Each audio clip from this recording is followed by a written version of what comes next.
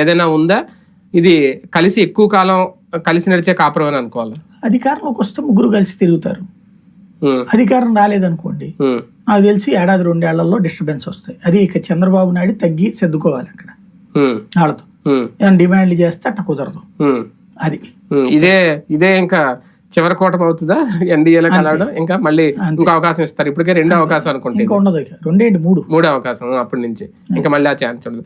హింసాకాండల విషయానికి వస్తే ఎవరి లోపం ఎవరి వైఫల్యం, జగన్మోహన్ రెడ్డి గారు కనీసం దీని మీద ఒక కామెంట్ కూడా చేయలేదు. ఆ పార్టీ నాయకులు మిగిలిన వాళ్ళు చేసి ఉంటే ఉండొచ్చు, కానీ ఈసీ అధీనంలో ఉంది కాబట్టి సైలెంట్ గా ఉన్నారా, లేదంటే రాజకీయ కుట్రల్లో ఇన్వాల్వ్ కాకూడదని చెప్పి వెనక్కి తగ్గారా, కామ్గా ఉన్నారా? జగన్ అదొక విచిత్ర మనస్తత్వం. అదేంటో ఇంతకు ముందు కూడా వాళ్ళ ఎన్టీఆర్ ట్రస్ట్ భవన్ మీద దాడి జరిగితే అవును లోపలికి వచ్చి కొట్టి ఇదంతా బీపీలు వస్తాయి అని స్టేట్మెంట్ ఇచ్చాడు ఆయన.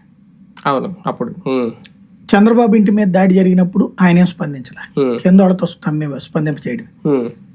కాబట్టి అతని యాటిట్యూడ్ ఎందుకన్నో ఇది ఖండించడం అనే అలవాటు అతనికి లేదు. అంటే ఆయన ఇంకా ముఖ్యమంత్రే కదా, ఆపద్ధర్మంగా ఉన్న ప్రభుత్వం తీసుకోవాలని చెప్పి ఆదేశించారు. సరే ఈసీ చేతిలో ఉంటది, ఇది ఇట్లా జరగడం తప్పని ఆయన స్టేట్మెంట్ అని ఇవ్వాలి కదా. ప్రాణాలు కోల్పోయే స్థాయిలో బాంబులు వేసుకోవడాలు ఈ జరిగితే ఆయన స్పందించకపోవడం ఎందుకు విచిత్ర మనస్తత్వం ఆయన. అదే చంద్రబాబు నాయుడు స్పందించడం అంటే ఓ రకంగా వీళ్ళిద్దరి మధ్యలో చూస్తే చంద్రబాబు నాయుడు ముఖ్యమంత్రి అనిపిస్తుంది. డీజీపీతో మాట్లాడేశారు, కేంద్ర ఎన్నికల సంఘంతో మాట్లాడేశారు, గవర్నర్ తో మాట్లాడేశారు, అన్ని మాట్లాడేశారు. జగన్మోహన్ రెడ్డి ఏమో చూస్తా కూర్చున్నారు. అదే తేడా. అంటే బయటకు వచ్చి పోలింగ్ గురించి మాట్లాడారు తప్ప 157 స్థానాలు వస్తాయని తప్ప ఎంత హింసాకాండ జరుగుతుంటే మరి ఆయన తెలియదా, ఆయన దృష్టికి వెళ్ళలేదా, కావాలనే మౌనం వహించారా? ఫ్రమ్ ద బిగినింగ్ అదే పోలింగ్ అయిపోయిన తర్వాత రాష్ట్రంతో నా సంబంధం లేదనుకున్నారా?